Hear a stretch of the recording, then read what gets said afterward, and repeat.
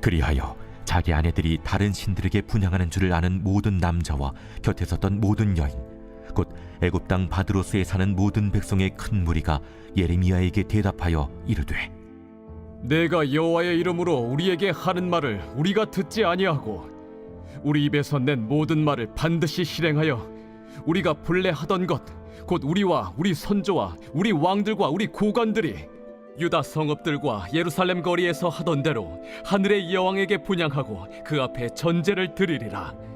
그때에는 우리가 먹을 것이 풍부하며 복을 받고 재난을 당하지 아니하였더니 우리가 하늘의 여왕에게 분향하고 그 앞에 전제 드리던 것을 패한 후부터는 모든 것이 궁핍하고 칼과 기근에 멸망을 당하였느니라. 여인들은 이르되, 우리가 하늘의 여왕에게 분향하고 그 앞에 전제를 드릴 때 어찌 우리 남편의 허락이 없이 그의 형상과 같은 과자를 만들어 놓고 전제를 드렸느냐? 예레미야가 남녀 모든 무리 곧 이 말로 대답하는 모든 백성에게 일러 이르되, 너희가 너희 선조와 너희 왕들과 고관들과 유다 땅 백성이 유다 성읍들과 예루살렘 거리에서 분향한 일을 여호와께서 기억하셨고 그의 마음에 떠오른 것이 아닌가. 여호와께서 너희 악행과 가증한 행위를 더 참을 수 없으셨으므로 너희 땅이 오늘과 같이 황폐하며 놀램과 저주거리가 되어 주민이 없게 되었나니, 너희가 분향하여 여호와께 범죄하였으며 여호와의 목소리를 순종하지 아니하고 여호와의 율법과 법규와 여러 증거대로 행하지 아니하였으므로 이 재난이 오늘과 같이 너희에게 일어났느니라. 예레미야가 다시 모든 백성과 모든 여인에게 말하되, 애굽 땅에서 사는 모든 유다 사람이여, 여호와의 말씀을 들으라. 만군의 여호와 이스라엘의 하나님께서 이와 같이 말씀하시되, 너희와 너희 아내들이 입으로 말하고 손으로 이루려 하여 이르기를, 우리가 서원한 대로 반드시 이행하여 하늘의 여왕에게 분향하고 전제를 드리리라 하였은즉 너희 소원을 성취하며 너희 소원을 이행하라 하시느니라.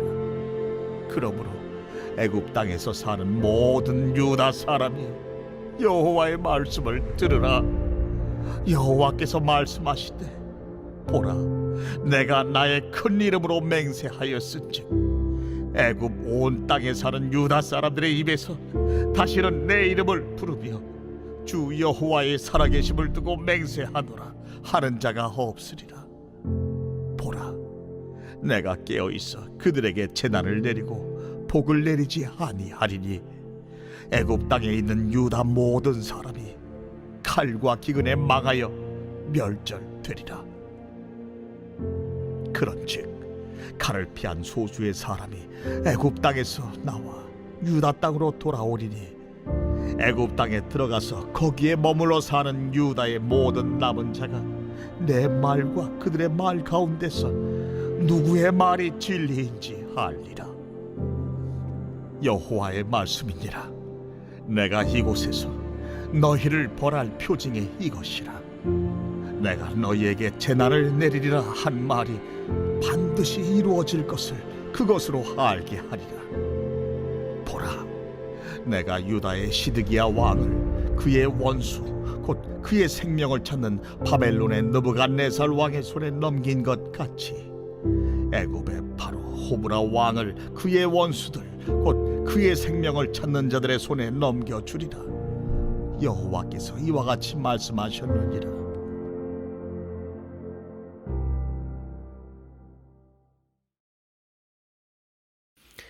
2022년 4월 22일 새벽 하나님의 말씀은 예레미야 44장 15절부터 30절입니다.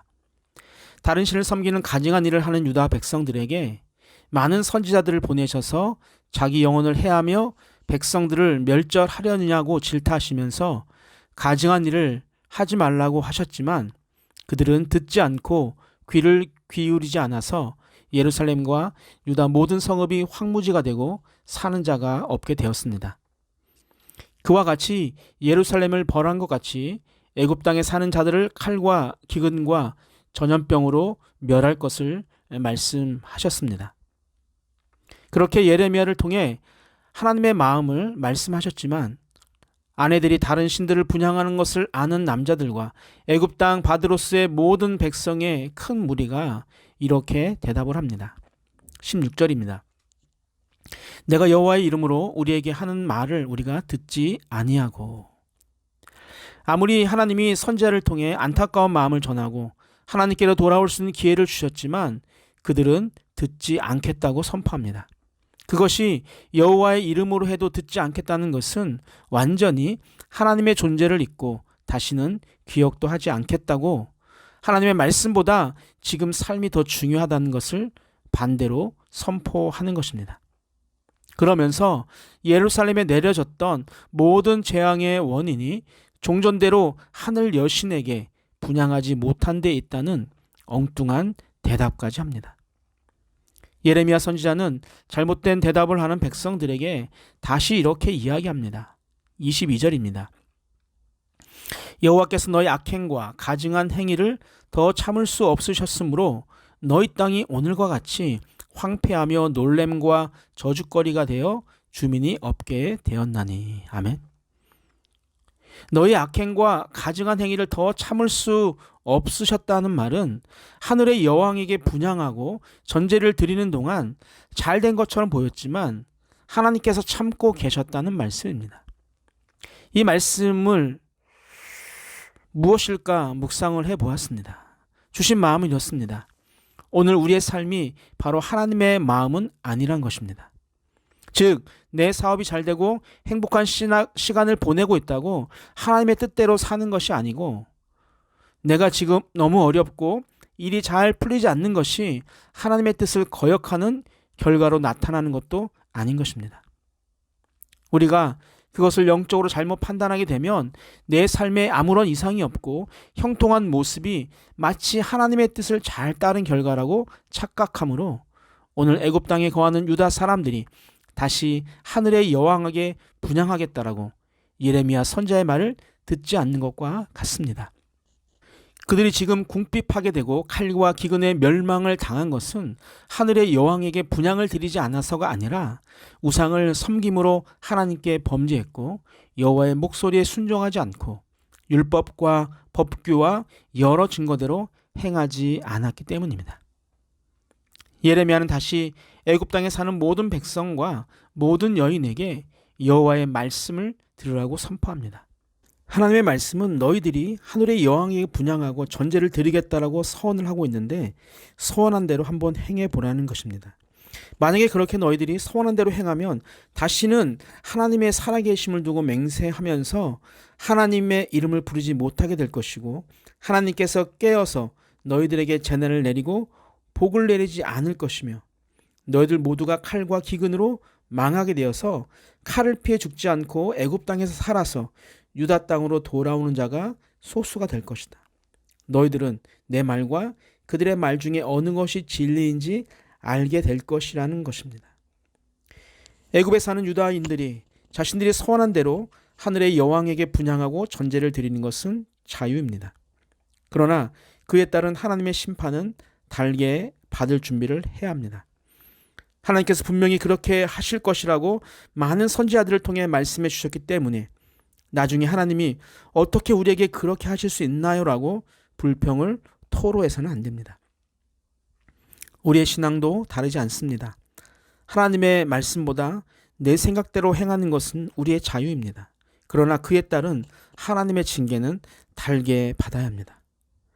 왜 그때 나를 더 붙잡아 주지 않으셨냐라고 항변하는 것은 이미 떠난 버스를 그리워하는 것과 같습니다. 사회 부적응해서 사회와 단절된 삶을 살게 된 어느 청년이 왜 그때 엄마 아빠는 내 행동을 바로 잡아주지 않았나요? 왜 매를 대서라도 바른 길로 가게 해주지 않았나라고 하며 부모님을 원망해도 때는 이미 늦은 것입니다. 하나님을 멀리 떠나 더 이상 하나님께로 돌아올 수 없는 상황이 된 사람이 왜 그때 목사님은 제가 주의를 등한시하고 예배에 집중하지 못하고 말씀 묵상하지 않고 살을 때 나를 조금 더 강하게 책망하시고 말씀 묵상을 할 수 있도록 지도해 주지 않으시고 바른 길을 제시해 주지 않았나요? 라고 말해도 그 시간을 돌이킬 수는 없습니다. 하나님을 경외하지 않고 하늘의 여왕을 따르게 된 결정적인 이유는 그들이 좋은 신앙을 보지 못하고 자랐기 때문이었습니다. 17절을 보면 이렇습니다. 우리가 입에서 낸 모든 말을 반드시 실행하여 우리가 본래 하던 것 곧 우리와 우리 선조와 우리 왕들과 우리 고관들이 유다 성읍들과 예루살렘 거리에서 하던 대로 하늘의 여왕에게 분향하고 그 앞에 전제를 드리리라. 그때에는 우리가 먹을 것이 풍부하며 복을 받고 재난을 당하지 아니하였더니.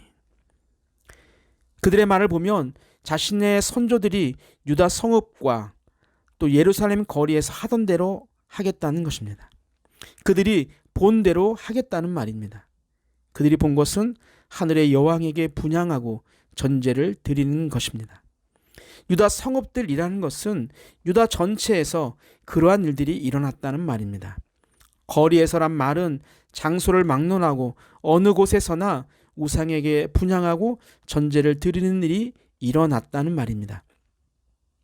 하나님께 분향하고 하나님 앞에 전제를 드리는 일이 행해져야 하는 하나님의 땅에서 우상을 분향하고 전제를 드리는 일이 아무런 꺼리낌도 없고 아주 편하고 그것이 마치 좋은 행동처럼 그들이 행동했다는 말이기도 합니다. 그런 자들에게 하나님은 내 말이 지나가는 말이 아닌 것을 표징을 통해서 알게 하시겠다며 하신 말씀은 유다의 시드기야 왕을 느부갓네살에게 넘긴 것처럼 애굽의 바로 호브라 왕을 그의 생명을 찾는 자들의 손에 넘겨 주시겠다고 합니다. 하나님이 말씀하셨기에 이 일은 반드시 일어날 것입니다. 역사가 요세푸스의 기록을 보면 그 일이 성취되었음을 알 수가 있습니다.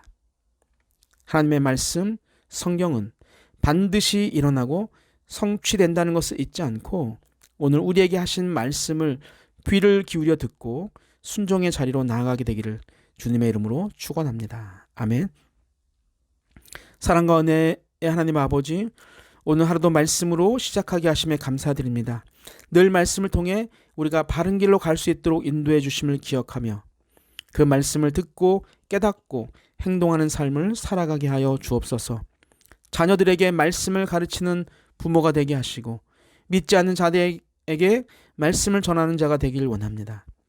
우리를 사용하셔서 하나님의 나라가 온 세상에 전파되는 그 놀라운 역사의 주인공이 되게 하여 주옵소서. 돌아오는 주일 예배를 잘 준비하게 하시고 하나님을 찬양하는 자의 마음과 말씀을 듣고자 하는 준비된 마음으로 예배를 드리게 하심으로 한 주간 승리하며 살아갈 힘을 얻는 예배가 되게 하여 주옵소서. 오늘도 참고 기다리시는 사랑이 많으신 예수님의 이름으로 기도하옵나이다. 아멘. 우리 함께 기도하겠습니다. 첫 번째, 말씀에 순종하여 날마다 개혁의 삶을 살아가게 하옵소서. 두 번째, 믿음의 후배들을 위해 먼저 걸어가는 길이 하나님이 보시기에 아름다운 길이 되게 하옵소서. 마지막, 반드시 이루어지는 하나님의 말씀을 읽고 읽어 마음에 새기는 자가 되게 하옵소서. 우리 함께 기도하시겠습니다.